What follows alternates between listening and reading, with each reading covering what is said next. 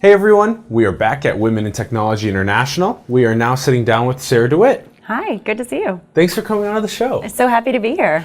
And so you are a VP at PBS Kids Digital. This is right. Mm-hmm. And this has been something that, PBS Kids, I remember watching a decent amount of when I was young. Yeah. And you guys are still around, and you're exploring personalized learning, augmented reality technology, emotional intelligence skills for kids, making the screen time worthwhile and meaningful. Right. So tell us about all of this. Well, I think, you just said, we're still around and you seem surprised that we're doing all these interesting things. And I think it's something really fun that people don't realize is that PBS has been kind of experimental from the beginning.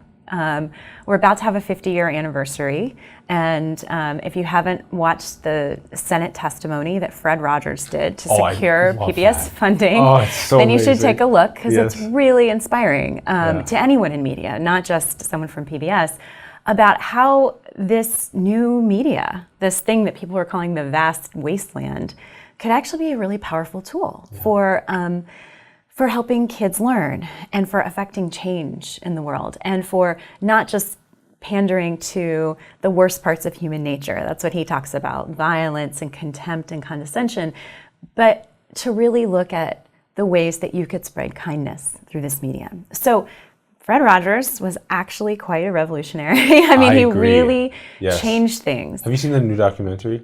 I haven't yet. Okay. I'm going this week. I missed it with my team. They all went yesterday back in DC. So yeah. So you're going to see it soon. This week for sure.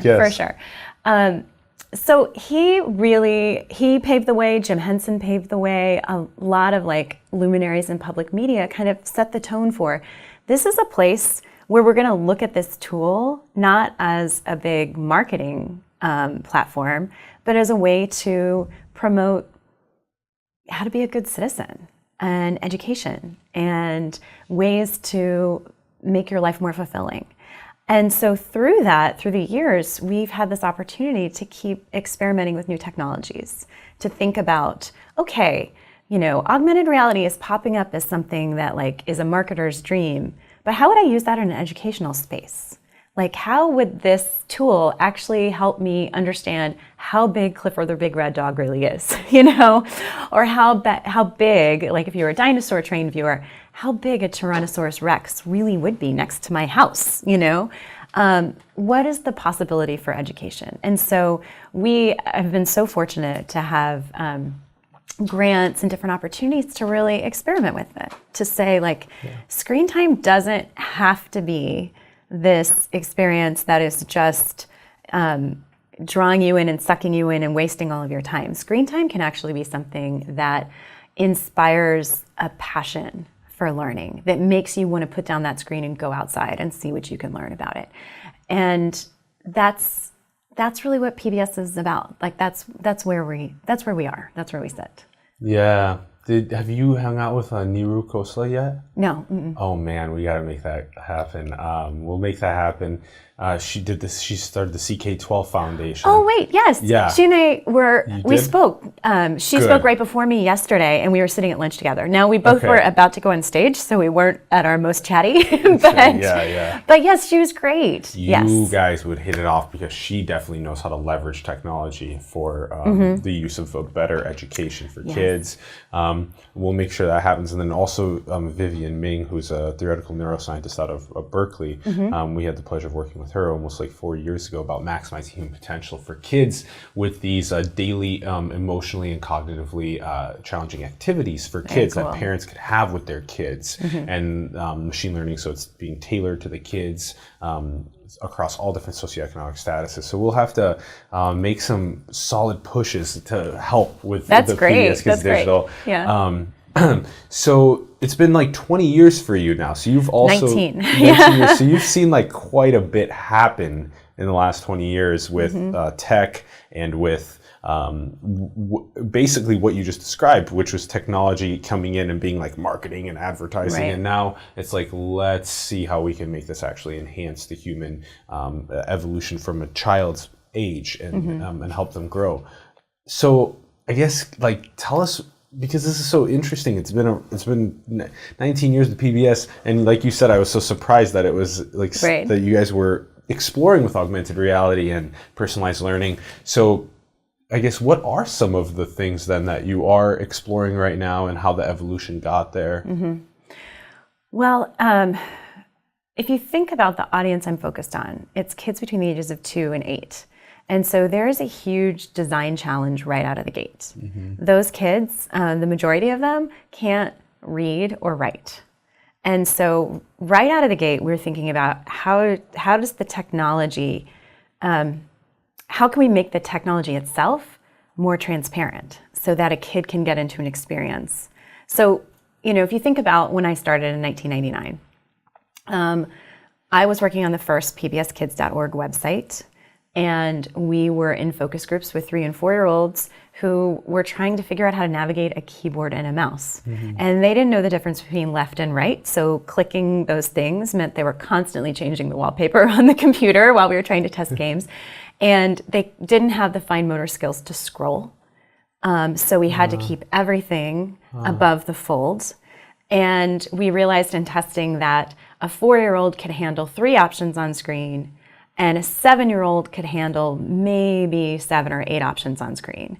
And that colors really mattered. So, I mean, this is really like, it was just a really interesting time. So if you think about like how things have evolved, like the major disruptor in the world, but definitely in the kids gaming industry, was the touchscreen.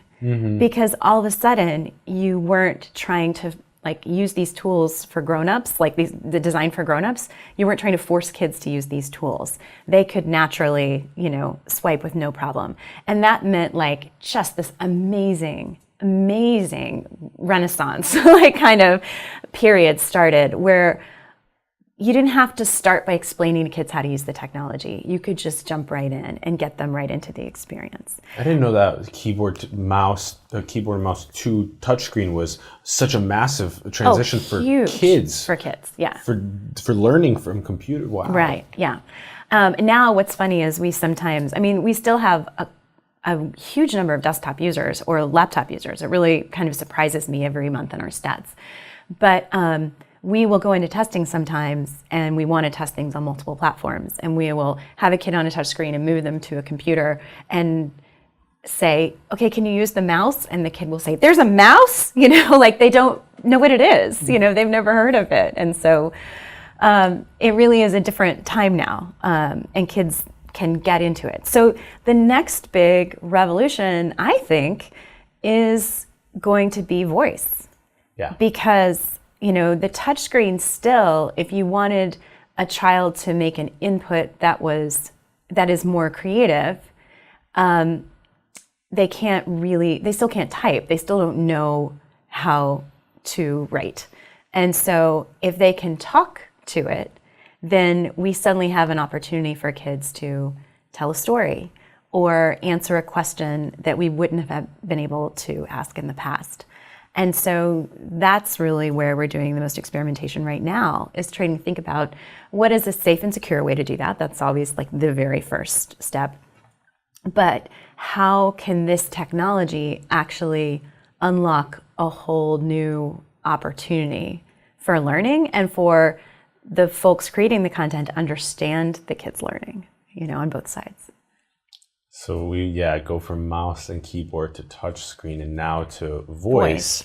Did you meet with Kathy Pearl from the conversational interfaces at Google? No. We'll make that intro too. She's so interesting. We got a chance to sit down with her. She's conversational interfaces and the future of that. And now the way that kids get to engage these conversational interfaces, even to a point where we're just on our living room table and we're just conversing with artificial intelligence, and we're just talking about the way that we feel. We're maybe talking about what we were doing tomorrow and what we were doing last week. It's just it's very interesting how kids are going to use voice at the age of 2 to interact with an artificial intelligence via their voice.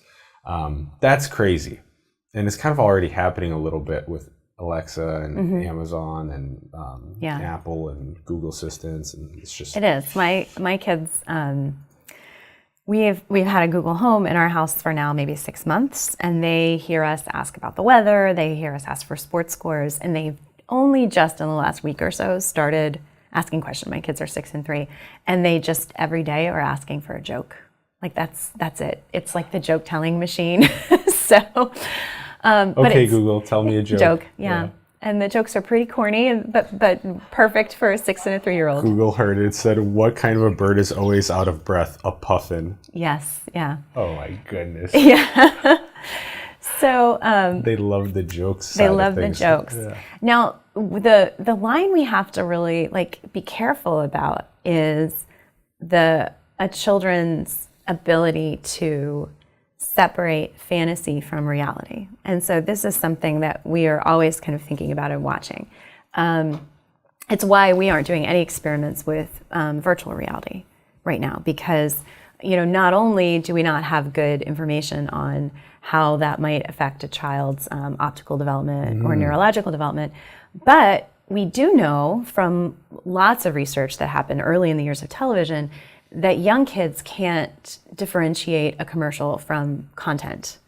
Even if the characters were totally different, even if the tone is different or the music's different, there's a certain age where kids are finally able to understand, oh, that's a different thing than this was. Yes. And the few people I know who have let their kids play with virtual reality, kids under the age of 7, they all have reported the same kind of slightly disturbing response, which was that their kids had difficulty separating that from their own real memories. Yeah. So the example, one example is a child who was doing a virtual reality scuba diving experience, and then a few weeks later thought that he really had gone snorkeling and just didn't remember the boat ride and was asking his dad how they got there, So these kinds of things we do have to be really careful about, and we need to think about. There are places with the technology where we really have to step back and think about, okay, I can see an interesting potential here, but what's best for the kid? It's not best for the kid to confuse, reality with fantasy in this kind of way. And so this is where we need to kind of step back a little bit. So when you were talking about conversing with AI, that's another thing that I think we really need to think about a lot and there's some interesting early research happening right now on how much kids are anthropomorphizing these devices. Do they think it's actually a person? Do they think it's a thing? How can we treat it then? They feel bad for it when it's put in the closet. But then you also have parents complaining that kids aren't being polite to it because it doesn't ask you for please and thank you, So there's this whole variety of things that we still have to think about when we're dealing with content for kids. And it's really important to be doing the research. I mean, if we go back to Fred Rogers for a minute, he met with a child development expert, I think weekly. And they would just have long conversations about where kids were and what they were learning, and then would constantly retool his scripts to make sure that the language was as unambiguous as possible, to be as clear as possible. And so it's kind of I feel like that's a great model for people to understand. It looks so simple and easy, and you're like, oh, it's for kids. But it actually, content for kids takes a lot of thought and care and constant assessment of how is this going to live within a child's world. Yeah, that's it. How is this going to live within a child's world? And the example that you gave was nuts. So giving virtual reality to kids before the age of 7 seems like it confuses them a lot about what is real versus what's fantasy. And even though the fantasy might expand their mind to new areas of thought, as though they got the chance to go in below the ocean surface and explore marine life, that's both very awareness expanding for them to have done that, but also can get them confused at times and think that they might have actually went and done that. Right. So now there's a lot of question around when is the right then time for for kids to or maybe how can we get kids at an earlier age to understand the difference between the reality and the fantasy, as though maybe there's a aspect of integration that happens after they have the experience, where we integrate them into, hey, so that was a virtual reality experience, so you learned about what it would be like to be there, but remember, you were sitting in this chair the whole time, so you didn't actually go there physically, but we mentally took you there. See, these words for a 7-year-old to be like, what are you talking about? Right. Yeah. Because you have to think about like child development, like cognitively, they might not be there yet. They might not be at a point where they can understand that distinction. Yeah. So that, and then the Google Home getting put in the closet and like that kind of stuff is just interesting times. Interesting times. And you're breaking down a lot of very fascinating kind of like philosophy and ethics and even neurological development in children. Like you're breaking down a lot of really important things for us. What are some of these other like interesting takeaways that you guys have been like uncovering? Well, the research that we're really deep in right now is on how you use gameplay data to better understand what a child is learning. And so that's what I actually was here to speak about at this conference, was about the data analysis we're doing for learning. And the things that we've been doing, and this is all in conjunction with our producers and in partnership with a team at UCLA. The things we've been doing are taking games that have been created to teach certain subjects like math and science, and UCLA is working with us to do really specific feature analysis of those games. So what is every single moment in the game that could be telling you something about a child's understanding of that concept? So, people who develop games know this, like you can see, like, they've paused for a long time before they clicked on something, or they made 3 wrong attempts before they got a right attempt. And we often kind of calibrate a game to like help people through that path or give them the right hints at the right time. But layering kind of like the academic learning goals on top of that kind of opens up a whole other idea. Like what does it tell you about the way a child navigated this math game, about how well they understand the concept of measurement, or how weights work on a pan balance. So we've done a bunch of experiments on this right now, but the most kind of widely publicized was one on Curious George. And that show is based on an engineering curriculum from NBC Universal, and then WGBH in Boston, who is a PBS member station, produces a lot of the content within the show. So they produced the games, and they made a series of preschool math games. So they were focused on kids, between the ages, I think it was 3 and 5. And it was really basic, like numeracy, counting, and the games really kind of walked kids through these skills. So when we have the opportunity, we do pre and post testing with kids playing these games. And so in this case, they brought a group of kids in, they gave them a test about math, and they had them play the games and did another test, and they could see that there was a statistically significant gain in their understanding of the math concept. So that's a win, that's great. Yep. But then we wondered, okay, if we put this on the Curious George website, PBS Kids Digital products have over 12 million unique visitors a month. If we put this on the Curious George website, we are going to get so much data. Like there's just going to be so much collected as kids are playing. So UCLA worked with us to do this feature analysis. What could we understand about how well kids understood counting and basic numbers based on these games? And so then they did another trial, and they used gameplay data to create a neural net.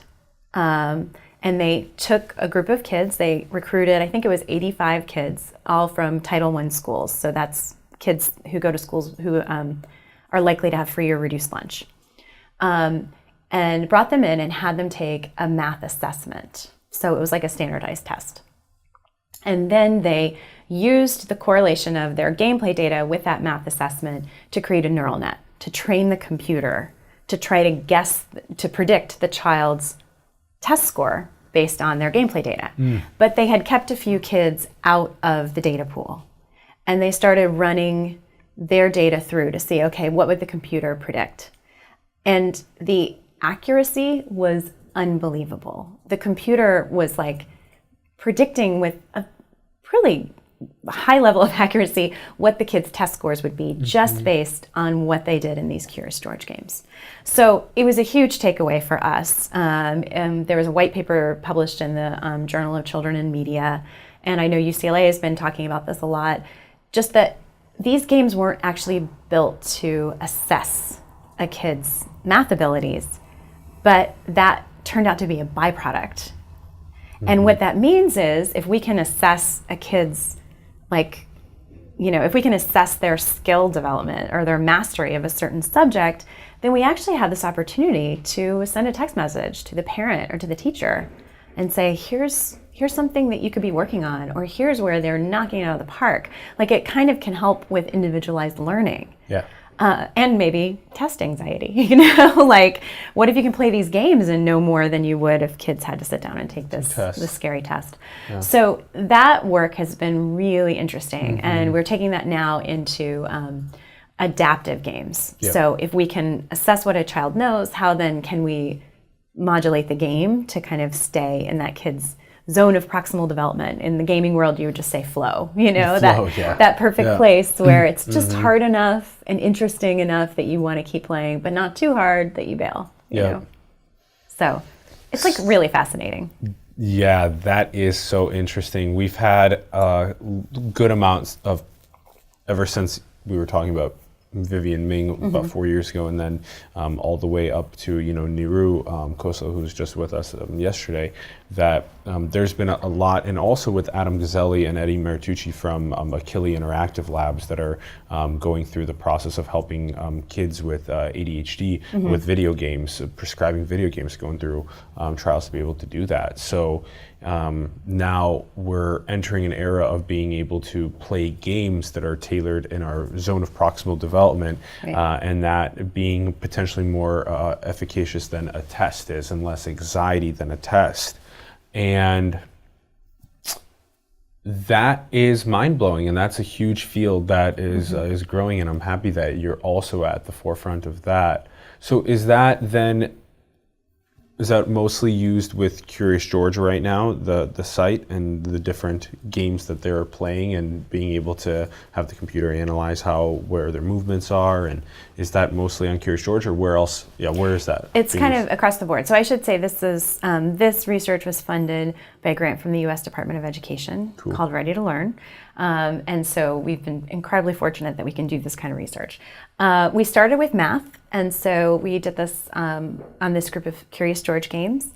We also launched an app that's free called Measure Up, and that is Curious George games. No, sorry, it's not Curious George. It is Sid the Science Kid from the Jim Henson Company, Peg Plus Cat, which is a really fabulous math show that's just a lot of fun. And that's from the Fred Rogers Productions team. Cool. And then also Dinosaur Train, which is also from the Jim Henson Company.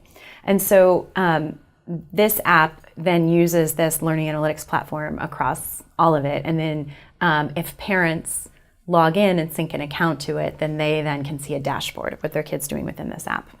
And what's this app called? It's called Measure Up. Oh, it's called Measure Up. PBS Kids Measure Up. It's in. And it's 4 different games? Oh, no, it's 25 different games, but from 3 different properties. 3 properties, yes, okay. 3 different shows. This is so great. Your collaborators are making this doing it together, And, this is so cool. It's really fun. We'll put this link in the bio to Measure Up, to the app. So Measure Up is there, and then we also have launched 2 new games with different properties, now doing the same learning analytics platform with science. So one of them is the Ruff Ruffman Show. It is a short form animated series that is really fun with a dog. He used to be the star of Fetch with Ruff Ruffman, so people who were watching PBS Kids 8 or 9 years ago would have seen that show. But he's back and doing science experiments, and so those games are available on the PBS Kids Games app, which is also free. The game that has the most adaptive work in it is called Fish Force. It's really fun. And then a new app from the Cat in the Hat knows a lot about that, from Random House and Portfolio, but Dr. Seuss content, called The Cat in the Hat Builds That. Builds That. Oh, that's cool. And so also free in the app stores. We'll link to all of it. But that one is working again, with the scientific inquiry process. So specifically trying to get kids to ask questions, make predictions, test their hypotheses, and then go back and, you know, see if they can tweak their design. And it's I love that really, process. really Good fun. for young kids. Yeah. Good. Yeah, my favorite game on that app is the Slide-a-Mazoo, and so you're building slides, and the app is asking you to, it's basically telling you who you want to win these two slides kind of in a slide race. And so you have the option to make a slide higher or make it lower, but then as you keep progressing, you can spread sand on a slide, or you can put butter on a slide, you know, and like what happens now that there's some friction? What happens now that there's some grease? So it's really fun. Good opportunity for kids to experiment. That exact game that you just described would be a perfect simulation for Niru Khosla's platform as well. So there's got to be a lot of I'm sure there's a lot of crossover. There. Yeah. Okay, let's ask just a couple other questions. You're also working, especially in lower income households, aiming to target into that. Can you tell us a little bit about that? We're at the Women Technology International, so also young women as well. Right. So, So that is part of public media's mission, is to be accessible to as wide an audience as possible. And we focus very specifically on kids from lower income communities when we're designing content and testing content. Someone just the other day asked me then how do you know what background somebody's coming from so you know what content to serve up? And I was like, no, it's not like that. If you're designing and testing content with lower income kids, it's not like they have completely different needs than higher income kids in this kind of realm. It just means we're thinking about how to make our content more broadly accessible. We're thinking about the vocabulary we're using. We're thinking about the ways that we kind of like scaffold a design, thinking they might not have used this technology as much as a kid who has more resources. But the content itself isn't different. It still works for every kid. It's childhood development really, for everyone. Yeah. But just we're really testing and intentional in those neighborhoods. And adaptive too. Yeah. And I think the way that it plays out the most for us is the platforms we deliver our content on. So a lot of for-profit companies can focus on the latest versions of the phones coming out, the latest iOS, the latest operating systems, and higher end technologies, and are thinking about all like streaming platforms. We are on all the streaming platforms.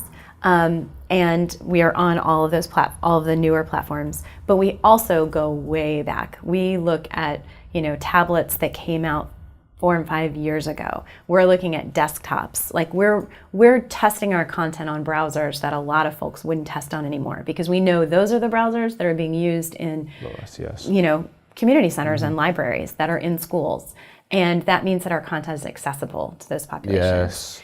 In 2017, PBS Kids made what sounded like a really bizarre decision. We launched a 24-hour multicast broadcast channel. And, you know, the industry was sort of like, what? you know, broadcast is dead. What are we doing?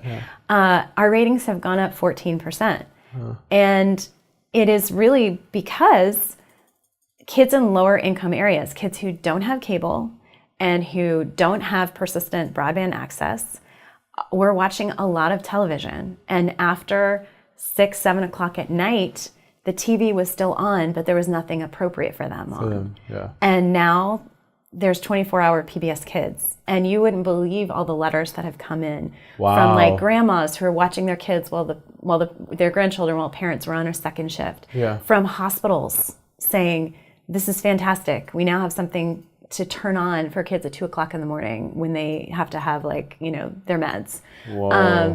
Just from all kinds of families, just so grateful that now there's something they can put their kids in front of. And it seems backwards, it seems counterintuitive, but the truth is there's still a huge population out there that isn't on the latest technology. And so that's how we have to think, is kind of like, where do we need to be that maybe isn't the most lucrative place to be? Well, it's interesting because you're both at the forefront of all of this adaptive tech and learning tech and computing, and then you're also going back and making sure that you're still able to help people that are using slightly older technologies and make sure that they're still having optimal child development as well. That is very cool. PBS rocks. Thank you. I think so. Yeah.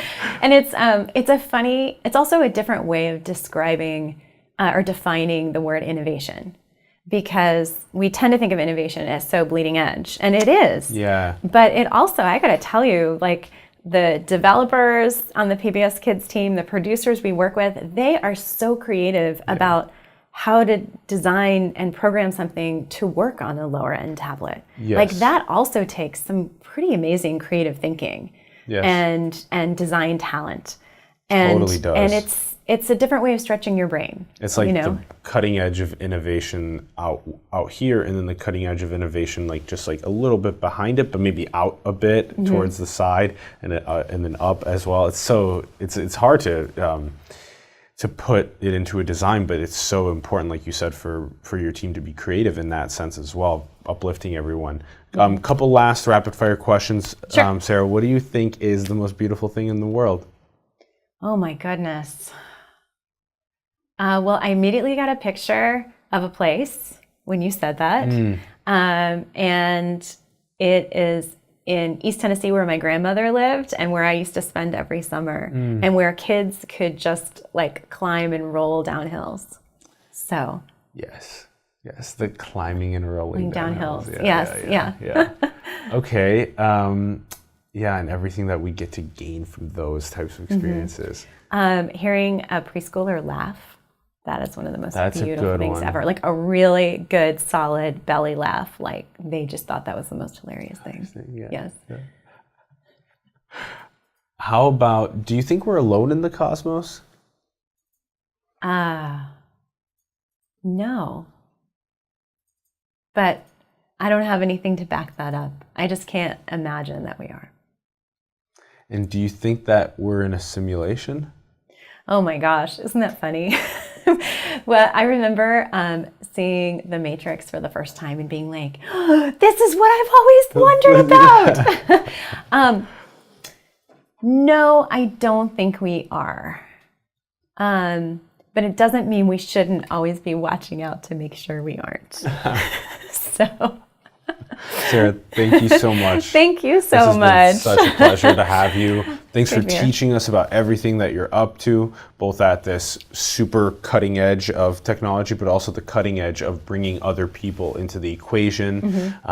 This is such great work, and thanks for enriching us and the audience about it. Everyone, thank you for tuning in. If you guys had a good time, make sure to share the content with other people. Go check out the links in the bio. Share those, measure up with other people around you, other kids especially. Comment below with your thoughts, subscribe, and join us in this movement.